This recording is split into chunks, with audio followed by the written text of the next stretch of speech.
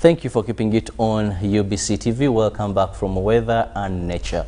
This is Good Morning Uganda Agenda, where we look at issues of national, global concern. And this morning, I am privileged that we are going to be discussing issues regarding food, and that is food systems that we'll later define.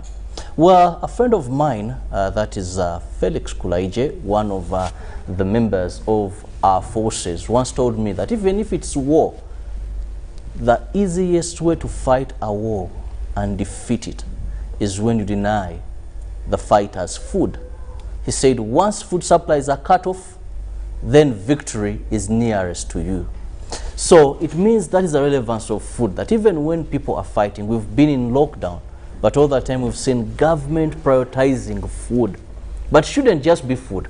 It should be food which is safe, food where the food systems have been observed to the latter, and this is what we are going to be discussing. However, this time we shall also focus our main interest in the 2021 Food Summit, Food Systems Summit, that Uganda is part actually of the processes and will be held later on. But very important to understand is that I'm not going to be doing this alone. I have experts regarding food systems and also people that are part of the organizing committee to see this happen. And with me I have Grace Wenje, who is a planner, Agriculture and National Planning Authority. Well, I'm very excited to host this gentleman, well knowing that 69% of the people in Uganda are employed by this sector, that is the agricultural sector, and of course knowing that despite that, we still make a lot of post-harvest losses to about 40% of what we get. Grace, you're most welcome to our studios this morning. Thank you very much, Robert. Well, on the other side, I have Charles Asimwe, who is a Uganda National Action Plan Consultant, Office of the Prime Minister. Asimwe, you're welcome to our studios. You are welcome. Thank you for hosting us. Now, gentlemen, before we go any further, gentlemen, I'll permit you to remove your masks if it is okay with you for effective communication in terms of sound.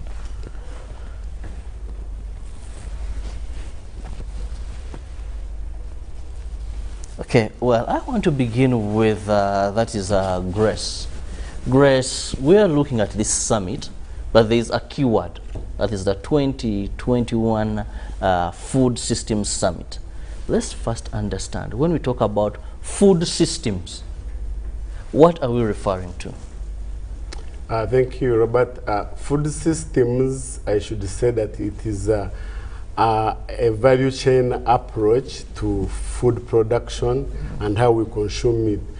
We are looking at how we get food from the, say, garden up to when you put this food on your plate. So in this value chain approach to food, there are very many players under there. We may call them actors, and they have a lot of interaction that is happening. So, there's also an environment that is surrounding it. So a food system has its drivers and enablers. So how do we, for example, link inputs, research to what the consumer wants? Yes. So you find that the food systems, even when you're handling food waste after there, that's part of the food system. How you're growing the food, how you're transporting the food, how you're distributing it, and how you're consuming it, how you prepare food in your kitchen. That's part of a food system. So at all nodes of the value approach, of the value chain, we have those different players. Even your wife at home is a part of a player.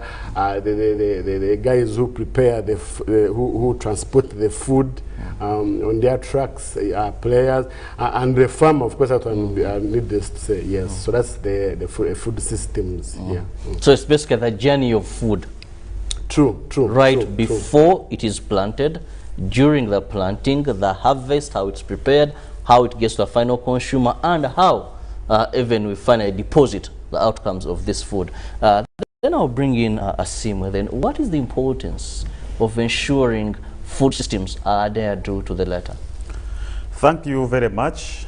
The food systems in the process, which my colleague Gwenja has defined, there is an outcome that happens on a human being. which we call the nutrition outcome. So when the food system is done very well, the food is very safe and is consumed, the product that we need to see for human capital development is the good nutrition outcomes, which we call nutrition status, so that we don't have persons, especially children and women and adults, who are malnourished. Malnutrition means you have bad nutrition or poor nutrition. So when the food system is done very well, then we should have well-nourished population, and then we have a healthy and productive population. As you know, our Uganda Vision 2040 requires that we have a prosperous country by 2040, and one of the indicators for prosperity is having good nutrition. So when the food system is done very well, then we should be able to see good nutrition outcomes across the whole life cycle. Well, I love that. But we also know that 12% of our population is chronically, that is food insecure. Yes, 10% of the 10 million people of the Ugandans are food insecure. And more interesting is that 2.3 million people of those are in acute food insecurity. That's about 2.3 out of the 10 million, 23% of the 10 million are in acute malnutrition, and you'll find them in Karamoja, in Acholi region, they're in Busoga and some parts of Teso. Well, Asim, this is then more interesting. Why am I saying so? You have issues of food systems which are vital. Yes. But also there's a situation where people don't have enough food. So how do we prioritize that too? Because maybe someone believes that people that are food insecure would go for anything, no matter how important the process of food is then. Actually, the reason why we are moving away from even focusing on food security alone to food system is that food security basically is on access, utilization, and availability. However, when you go to the issue of the food system, you go beyond the process of even the energy for cooking, the water for production, the issues of food, of marketing, the issues of distribution. You have already seen that in some areas, actually, if I am to mention, beyond the food security, areas, especially in Western Uganda, in Toro, where we have high food production, is where we actually have high levels of children who are undernourished in terms of their retarded brain development. So the food security per se being guaranteed does not mean that you are going to have good outcomes. And therefore, that's why we are moving. We are saying, let us now have food in totality as a system. We involve the people of mindset change. We involve the people of trade, the food safety, the waste management, so that the ultimate end is beyond food security. We must have nutrition security. Now this brings me, Grace, to our topic, which is the 2021 Food Safety Summit that's going to be held. Let's understand, what is this summit? The 2021 Food Systems Summit, like I already described for you, the food systems. As the world, we appreciate that everything is interlinked to food. I'll give you an example. About 1.7 trillion shillings annually is lost due to undernutrition in children. That's about 6.5 of the GDP. Now, so we appreciate that everything's linked to food. So in trying to accelerate the world to achieve the 17 Sustainable Development Goals, which you are aware of, is that we must transform our food systems. So the UN General Secretary General Antonio Guterres called out for a food systems summit that will happen in September. That's alongside the UN General Assembly. So in this, under this, all national governments in the world must come out with those bold actions within the food systems that are very quick wins, quick interventions that we can implement as countries so that we quickly accelerate ourselves to achieving the sustainable development goals. So the summit has had its processes. It's been very consultative. We have met, dialogued with the most players. We've met the youth. We've met youth, the women entrepreneurs. We've met the UN agencies. We've met the many stakeholders. So, and if to tell you that last week we had a pre-summit in Rome, whereby it's a summit for the people. Everyone is coming in to give their positions. Uganda, we will come out with a national position paper that we can use now to show what we can do. Actually, we have more work even after the summit, because what are those quick interventions that we can put in place? We must transform our food systems, because so that we get those quick wins. And it's unfortunate that COVID, and also fortunate that COVID is here, it has taught us a new way. And if you look at our development plan, NDP3, we've taken it through the COVID lens. COVID came at the time when we were finalizing with NDP3. So you realize that we made it through, passed through that COVID lens. And so this summit is to actually, in summary, to get those bold actions that each country can go and implement, so that we all together globally achieve the 17 Sustainable Development Goals. Yeah. Well, let's understand, for every summit there are focused areas, specific areas of focus. When you talk about this summit, what are some of these areas of focus that you're going to be looking at as we gather views for our country to present before and follow thereafter? Thank you very much. Our focus areas, before I go to the focus areas, I will mention that in Uganda, as a member state, the Prime Minister, the Right Honorable Prime Minister, is the convener and is assisted, or the co-convener is the chairperson of National Planning Authority, where my colleague Bwenje comes from.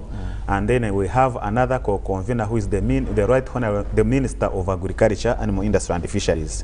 So based on those structures, at the national level, we have established the National Food Systems Secretariat, which is headed by the PS, Office of the Prime Minister, where I come from. And that secretariat has also put in place the 5 areas. So the summit is based on 5 result areas. And result area number 1, which we call action tracker number 1, is for having access to safe and nutritious foods. And that one is being led by Ministry of Agriculture, Animal Industry and Fisheries. Safe and nutritious yes, foods. Safe, the food must be safe and nutritious. Then we have area number 2, which is for changing the consumption patterns. I will mention to you that especially in urban areas, the consumption patterns of food have changed. You find the people are having excess while others have limited. So we are saying that ministry, the Ministry of Culture, the Ministry of Health, which is responsible for guiding on the food consumption, is charged with that action tracker number 2. There, the Minister of Health is in charge politically, and then the technical person is the PS for Ministry of Health. Then result area number 3 is for, you'll note that as we produce food, we have issues of affecting the land and the environment. So we are saying, can we have a positive relationship between food production and the environment? And that one is being led by Ministry of Water and Environment. Then we have area number 4 of livelihoods, that as we have the food system, can we have sustainable livelihoods for all? So that one is being led by Ministry of Gender, Labour and Social Development. And area number 5 is the issue of resilience. To how can you be resilient to shocks and vulnerabilities, including this COVID-19, the floods and others. And that one is being led by the Ministry of Local Government and co-chaired by the disaster, the Department of Disaster and Office of the Prime Minister. So those 5 result areas are the ones where we are actually handling the discussion of the food systems to ensure that we have sustainable food systems that are leading us into improved nutrition outcomes and human capital development for all. I love those 5 areas, and we hope have you given yourself a spell of time when they can be achieved? Okay, actually the issue is we are having the global summit to kick-start and put more energy on the realization of the Sustainable Development Goals, the 17, and our period is 21 or 2030. But we are phasing it in two phases, because as the government of Uganda, you are aware, we already have the National Development Plan, which already has intervention that we are fixing in those areas. Okay. Then we have the NRM Manifesto, which is also having most of those interventions already put there. And then we have the Uganda Nutrition Action Plan, which is coordinated by Office of the Prime Minister, and that's why you even had my titles, Nutrition Action Plan Consultant, OPM. Then we are also having the strategy towards zero hunger. So those particular documents, legal frameworks, policy frameworks will guide us on how to focus and identify priorities within those documents that we can position and look for game changers to ensure to implement and get the results. So we are phasing it in annual, then 5 years, and then the other 10 years. So that by 2030, actually the message is that we should have improved, we should have no hunger, no malnutrition by 2030, through leaving anyone, by not leaving anyone behind. Well, and we know by 2050 our population, Uganda, will be past 100 million. So we hope, despite the increasing populations, still we can move in line and achieve the desired 5 areas of concern you've mentioned. But Grace, let's get more to understand how we are prepared for this summit as a country. Like I already told you, Robert, we've been consultative in the process. Uganda responded to the call, and that is through the Office of the Prime Minister, who coordinated all the players in the food systems. We brought all the MDAs that are responsible for the food systems in Uganda. And like my colleague Charles mentioned, a few like Minister of Agriculture, Minister of Health, Minister of Local Government, OPM itself, and others. So we've had set up the OPM as the convener of the summit in Uganda. We have the co-conveners, who is National Planning Authority, the chairperson, and also the Ministry of Agriculture as the co-convener, and then all others. So we also have the anchoring agencies, the UN anchoring agencies like Food and Agriculture Organization, World Food Program. All these are supporting private and the civil society organization. For example, I would say for each track we have a co-chair who is coming from the civil society organization. For example, I would say that the Food Rights Alliance is the co-chair for track number 1 with the Ministry of Agriculture. So we've held many dialogues, like I said, and the process is still ongoing. After these regional dialogues, we are having a national dialogue that is coming soon, and today we have a meeting where we will brief our ministers and PSs where we are heading, and today we will come up with a day for the national dialogue. Like you see, in here, we are getting the voices of the people. What do you want? You as a consumer, what do you think you should get in the food system? You as a transporter, you as a farmer, what do you really need in? So we are compiling all of those voices, we're aggregating them. So the national dialogue gives us a chance to harmonize that position. And then after there, like you know, we are also going to prepare a cabinet paper, cabinet memo, where we will have this now translate into serious policy. Like I told you, and my colleague has mentioned, we have the Zero Hunger Strategy, the UNAP, the Ugandan Nutrition Action Plan, the NDP3. All of these have the food systems interventions and the parish model. Now, the Food Systems Summit at the end of the day may say, you people, I think to fast track this, you may add this. And it's a learning process for all the countries. We'll be learning from each other. Kenya will learn from us, Afghanistan will learn from us, or Uganda will learn from the US, and see how we can work together. So we will, after, we won't have a post-summit dialogue still for Uganda after September, or after the Food System Summit, to harmonize our position and see how do we translate these actions, these recommendations into now action. That's when you will see now us moving fast and say maybe let's increase the number of storage facilities to reduce post-harvest losses and so on. Well, Asimo, this brings me to ask, we've had summits. Summits have been here for some time. We've had such. Of course, we even have a number of declarations of which Uganda is party to. But to an ordinary Ugandan, because, you know, food systems, we know 96% of our people depend on agriculture. They're employed in the agricultural sector.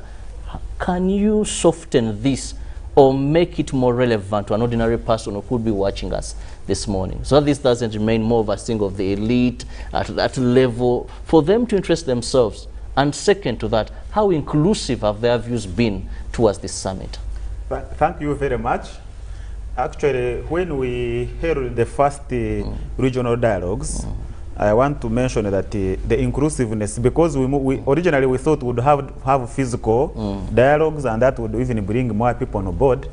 But when we moved towards virtual, of course, there was an element of now lack of inclusiveness, especially for those minority groups. For example, me, I come from Kanungu, where we have a minority group of the Abatwa.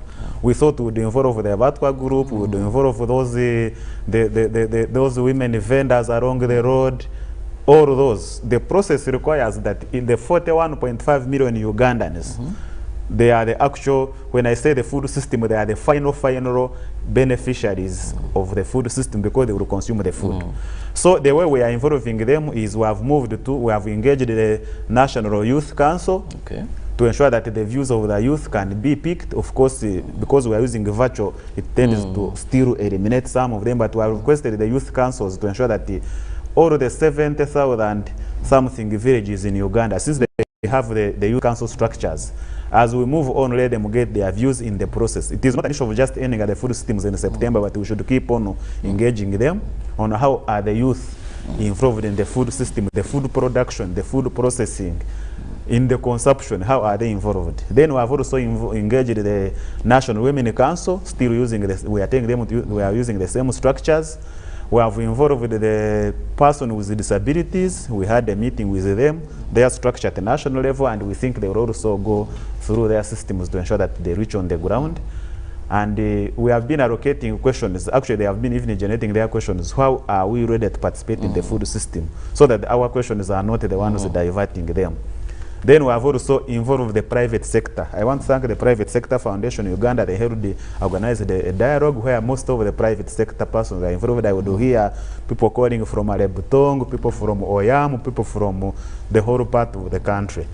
Then we have also involved the farmers' voices separately, and now actually we are now reaching out to operational creation team. You know, when you look through the NRM manifesto and the NDP3, you find that most of the inputs and the process for food systems are actually driven more in the programming of operational creation. So we want the operational creation team also to engage with their people, and we get views.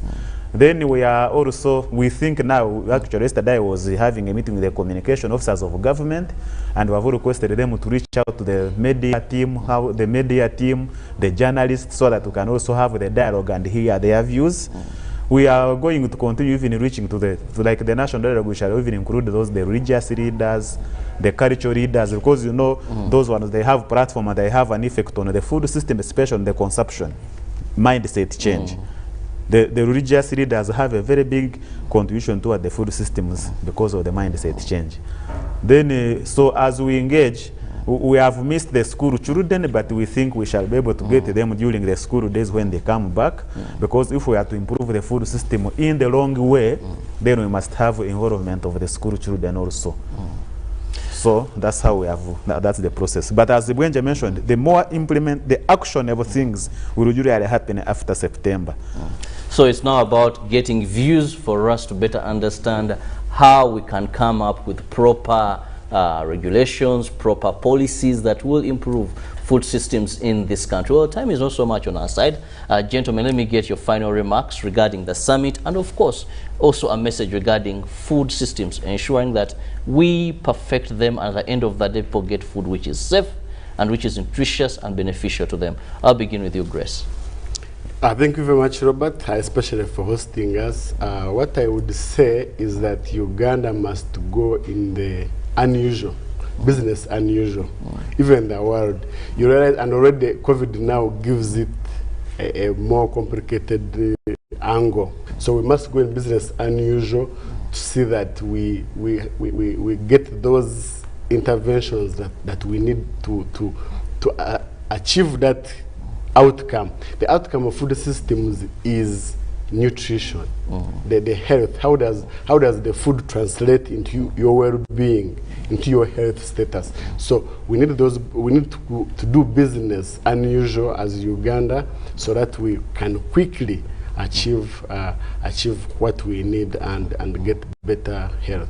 Yes, Charles, your final remark. Thank you very much. I want to thank the government of Uganda for hosting us, because I know this is an institution of government, and also thank the convener, the Prime Minister, and the team, and all of us who have been working together.